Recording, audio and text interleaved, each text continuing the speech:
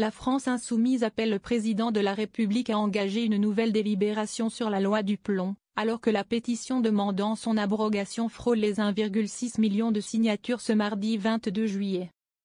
Conformément à l'article 148 du règlement de l'Assemblée nationale, une pétition ayant franchi le seuil des 500 000 signatures peut donner lieu à un débat parlementaire.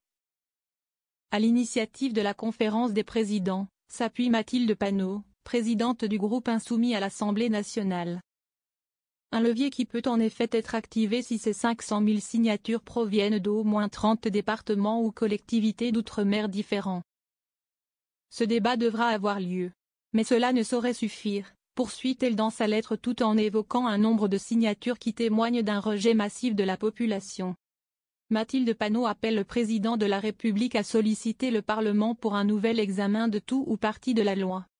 Vous disposerez de 12 jours après la décision du Conseil constitutionnel, attendue au plus tard le 10 août, pour faire usage de cette prérogative.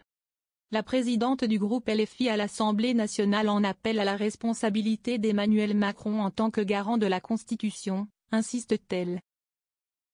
Une série de reculs majeurs. La loi du plomb, surnommée loi pesticides par ses opposants, a été adoptée le 8 juillet au Parlement et prévoit la réintroduction à titre dérogatoire et sous condition de l'acétamipride.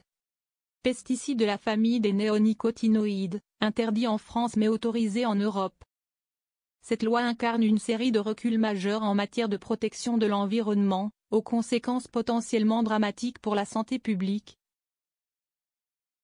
Rappelle Mathilde Panot dans sa lettre, une position partagée par les députés de gauche tous bords confondus mais aussi des associations écologistes, des membres de la communauté scientifique et des citoyens, ce qui a abouti à la création d'une pétition sur le site de l'Assemblée nationale.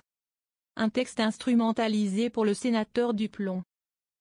Lors du parcours parlementaire du texte, son propre rapporteur, Julien Daïve, LR, avait déposé une motion de rejet préalable, justifiée par l'obstruction de la gauche, qui avait déposé plusieurs milliers d'amendements. Une action reprise également par Mathilde Panot, qui justifie la nécessité d'une seconde délibération de loi en citant les soutiens du texte, qui ont déposé une motion de rejet préalable contre leur propre projet, empêchant ainsi tout débat en séance publique.